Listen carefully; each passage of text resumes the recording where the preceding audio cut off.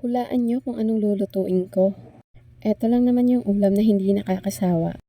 At mapapakanin ka ng mapapakanin habang sinasabayan ng mainit na kape. Bago ko lutuin yung ulam, syempre magsalang muna tayo ng sinaing. Alam niyo ba dati, hindi ako marunong magsukat ng tubig sa bigas gamit ang kamay.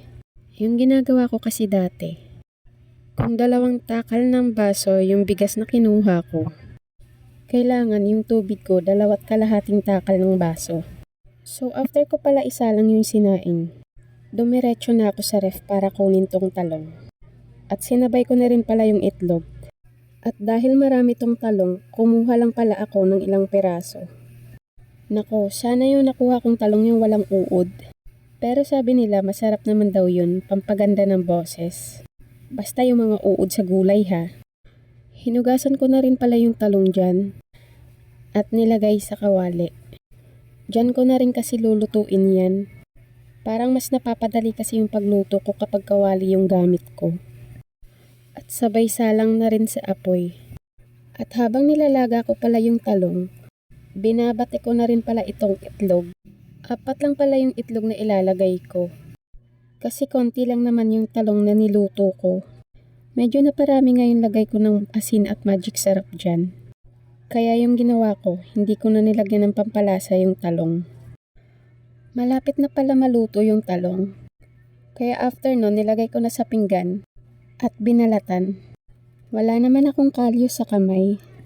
Pero ewan ko ba, natitiis ko yung init dyan. Kailangan ko na kasing madaliin yung pagluto. Nagugutom na kasi yung mga alaga ko. Naku, kaya lalo akong bumibilib sa mga nanay.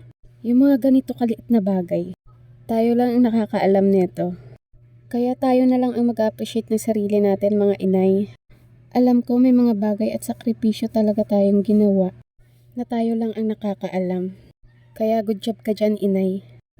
Balik na nga tayo dito sa talong na binabalatan ko. Alam nyo ba, 3 talong talaga yung may uod. Nabawas pa tuloy sa uulamin namin. Nung mainit na yung kawali, naglagay na rin pala ako ng mantika. At nung kumulo na yung mantika, nilagay ko na rin pala yung talong. Gusto ko kasi sa lahat ng niluluto ko, yung mantika talagang mainit na mainit. Para kapag binaliktad mo yung niluto mo, hindi ito masisira. Grabe, sobrang bango talaga nito kapag ito yung niluluto mo. Abot hanggang kapitbahay. So ayun, naluto na yung first batch. Sinalang ko na rin pala yung natira. Hindi ko alam kung tortang talong pa ba to. Tortang talong na may konting itlog. Habang niluluto ko pala yan, takam na ako dyan. Kasi sobrang bango ba naman. At ayan, tapos ko nang lutuin yung tortang itlog. Ay tortang talong pala. Bukod sa toyo at mainit na kape, ano pa kaya magandang i-partner sa tortang talong? Comment nyo naman dyan sa comment section para may idea ako sa susunod. At eto na nga, kakain na tayo. At dahil naubos na yung ketchup namin, buti nakahiligan kong mag-ipon ng ketchup ng Jollibee tuwing nag-o-order kami ng fries ng anak ko. Dahil wala namang sabaw yung kakainin ko, mas feel kong kumain ng nakakamay. So yun lang, thank you for watching. Babu!